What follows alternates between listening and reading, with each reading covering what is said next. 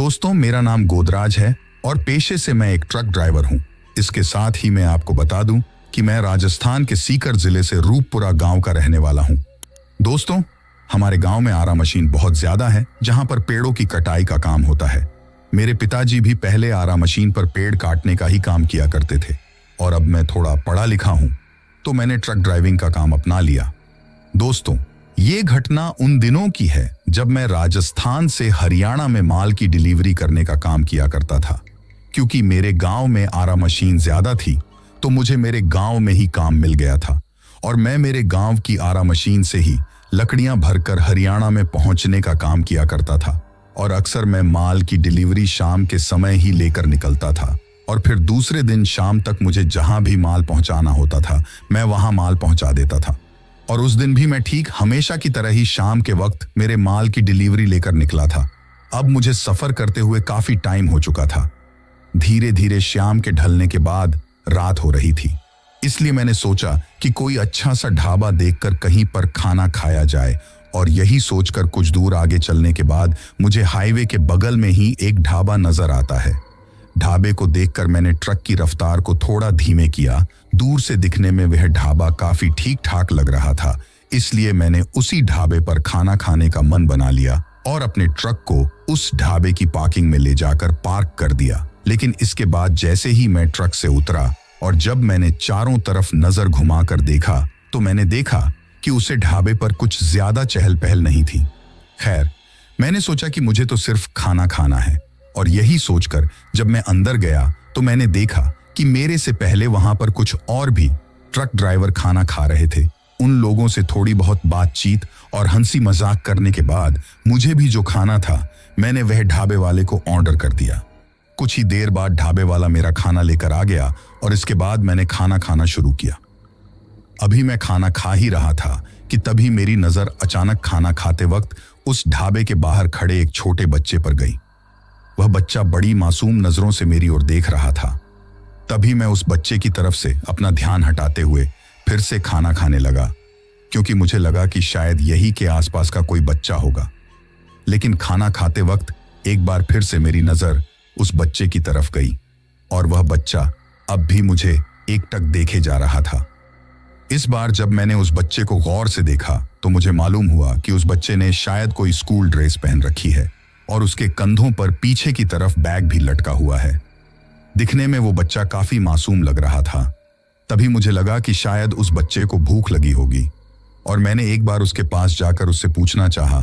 तभी मेरे दिमाग में ख्याल आया कि अभी रात का काफी वक्त हो चुका है और इस वक्त यह बच्चा स्कूल ड्रेस और बैग के साथ यहाँ क्या कर रहा है।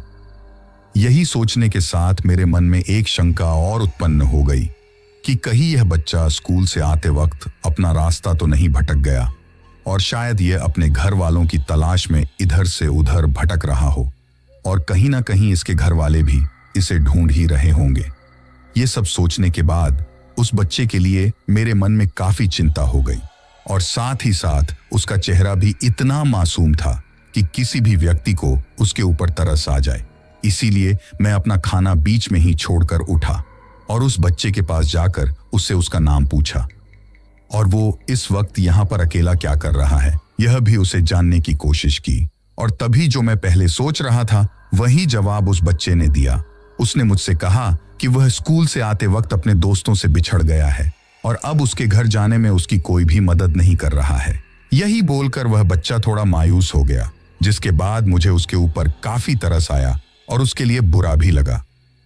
मैंने मन ही मन सोचा कि पता नहीं कितने टाइम से यह बच्चा भूख प्यासा यहाँ भटक रहा है। अभी मैं उससे खाने के लिए पूछने ही वाला था कि तभी अचानक से वह बच्चा बोल पड़ा, अंकल, मुझे काफी भूख लगी है। यह सुनने के बाद मैं उस बच्चे को अपने साथ उस ढाबे पर लेकर गया और उसे अपने साथ खाना खाने के लिए बैठाया। पर वह बच्चा जो मेरी थाली में खाना था उसे नहीं खा रहा था। तभी मैंने उससे पूछा कि क्या हुआ, खा क्यों नहीं रहे हो। तभी उस बच्चे ने मुझे जो उस वक्त कहा उसे सुनकर एक बार के लिए तो मुझे थोड़ा अजीब लगा, पर फिर मुझे लगा कि कोई बात नहीं, बच्चे का मन है और सभी बच्चों का मन अक्सर ऐसा ही होता है। दरअसल उस बच्चे ने मुझसे कहा कि मुझे यह नहीं खाना, मुझे तो गुलाब जामुन, जलेबी और बर्फी इनमें से कुछ खाना है। फिर मैंने उसे खाने के लिए कुछ गुलाब जामुन दिलवा दिए। पर जब वह बच्चा उन गुलाब जामुनों को खा रहा था, उस वक्त उसके खाने का तरीका देखकर मुझे बहुत अजीब लगा। उसके खाने के तरीके से ऐसा लग रहा था कि जैसे कई दिनों से उसने कुछ खाया ही ना हो, या फिर जिंदगी में पहली बार उसने गुलाब जामुन खाए हों। पर फिर भी मैं ये सोचने लगा कि कोई बात नहीं, बच्चा है और सभी बच्चे बचपन में ऐसे ही होते हैं। खाना खाते वक्त मैंने उस बच्चे से पूछा कि बेटा, तुम्हारा घर कहाँ है और तुम्हारा गांव कौन सा है। तभी उस बच्चे ने मुझे एक गांव का नाम लिया, पर मैं उस गांव के बारे में कुछ भी नहीं जानता था। फिर जब मैंने उस ढाबे वाले से उस गांव के बारे में पूछा तो उसने बताया कि यहाँ से कुछ ही दूरी पर हाईवे के बगल में यह गांव है। तो फिर मैंने सोचा कि इसके माँ बाप इस बच्चे के लिए परेशान हो रहे होंगे, क्यों ना मैं ही इसे इसके गांव छोड़ दूं। फिर मैंने उस बच्चे से कहा कि क्या तुम मेरे साथ तुम्हारे गांव चलोगे। तो उसने हाँ में अपना सिर हिलाया और उसके बाद मैं उस बच्चे को लेकर अपने ट्रक की तरफ चल पड़ा। फिर मैंने उस बच्चे को अपने साथ अपने ट्रक में बिठाया और हाईवे के बगल से जो उसके गांव के लिए रास्ता जा रहा था, उस रास्ते पर अपने ट्रक को ले लिया।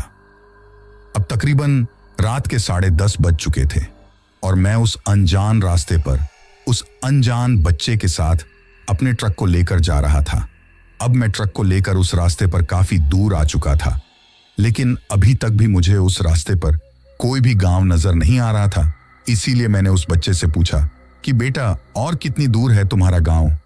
तभी वह बच्चा बस मुझे चलते रहने का इशारा करता है और अब वह रास्ता धीरे धीरे बहुत ज्यादा वीरान और सुना होता जा रहा था। मुझे तो उस रास्ते को देखकर आगे कोई भी गांव होने की उम्मीद नजर नहीं आ रही थी। तभी मैंने उस बच्चे से फिर से कहा कि बेटा, इस सुनसान रास्ते पर कितनी दूर और है तुम्हारा गांव। तो इस बार अचानक से वह बच्चा बोल पड़ा, आगे जाकर एक शमशान घाट आएगा, मुझे वहीं पर उतार देना। उस बच्चे की बात सुनकर मैंने अपने हाथ में पहनी घड़ी की तरफ अपनी नजर घुमाई और समय को देखकर मुझे उस बच्चे की यह बात बहुत अजीब लगी। तभी मैंने कहा कि शमशान घाट पर क्यों, तुम्हारा घर कहाँ है। मैं तुम्हें तुम्हारे घर पर ही छोड़ देता हूं। वैसे भी अब मैं इतनी दूर आ ही गया हूं, तो थोड़ी दूर और सही। खैर, वैसे मुझे लेट तो बहुत ज्यादा हो रही है और अब इतनी दूर मुझे वापस भी तो जाना है। अभी मैं उस बच्चे से यह सब बातें कह ही रहा था कि तभी उसने मेरी बात को बीच में काटते हुए बोला, तुम्हें वापस कहीं नहीं जाना, तुम चिंता मत करो। अब तुम्हारे जीवन के सारे काम खत्म हो चुके हैं, क्योंकि अब तुम हमेशा हमेशा के लिए मेरे साथ रहोगे।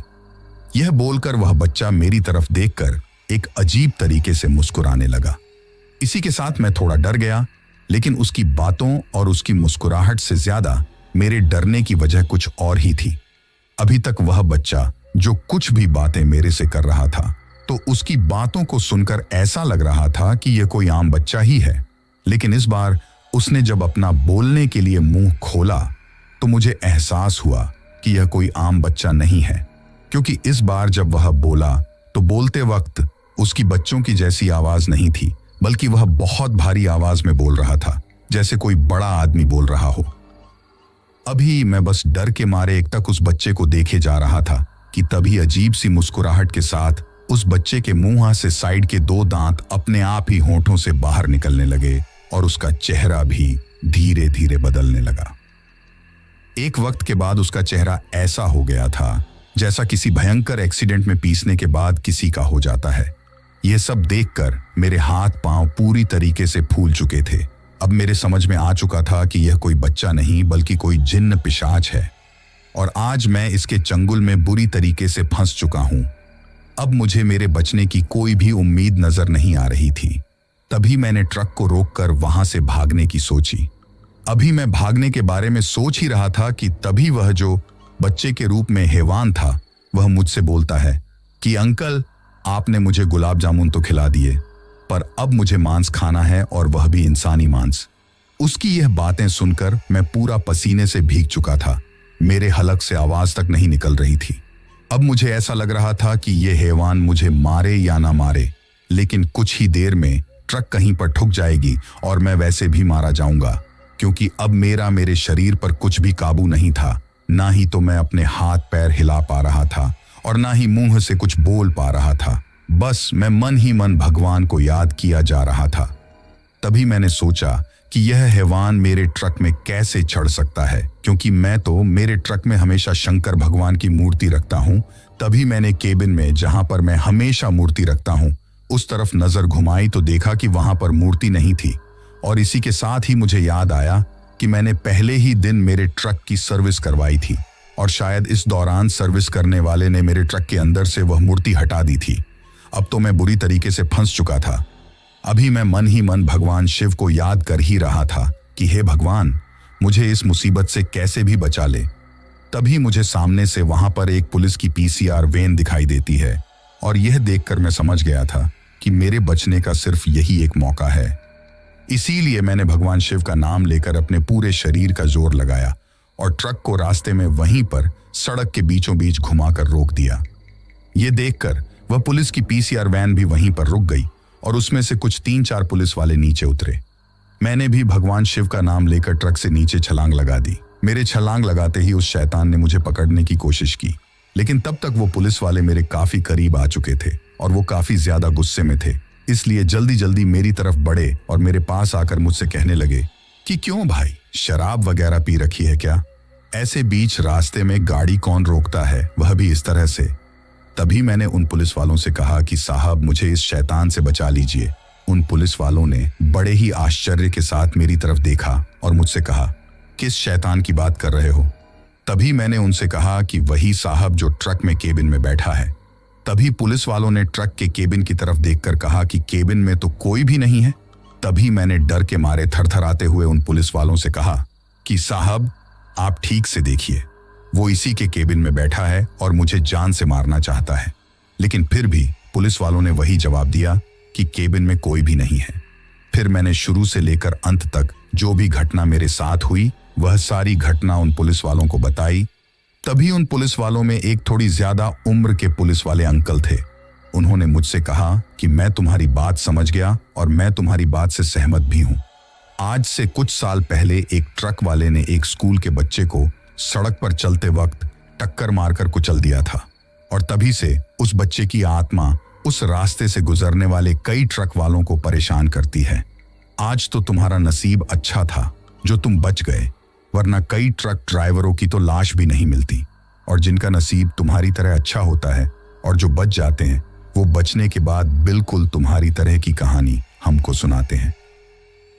मैं कई सालों से इस थाने में नौकरी कर रहा हूं, इसलिए मुझे इस क्षेत्र में होने वाली इस तरह की सभी घटनाओं के बारे में जानकारी है। तभी मैंने उन पुलिस वालों से कहा कि कृपया करके आप मुझे यहां से सुरक्षित बाहर निकालिए। और उस दिन उन पुलिस वालों की वजह से मेरी जान बच गई। ये वाकया होने के बाद मुझे हमारे राजस्थान में कहीं जाने वाली बड़े बुजुर्ग लोगों की सिर्फ एक लाइन याद आ रही थी कि उड़ते तितर लेना इंसान को हमेशा परेशानी में ही डालते हैं। आप में से जो लोग राजस्थान से होंगे वो इस कहावत का मतलब जरूर जानते होंगे। तो दोस्तों, ये थी हमारी आज की कहानी। कहानी आपको कैसी लगी कमेंट बॉक्स में कमेंट करके जरूर बताना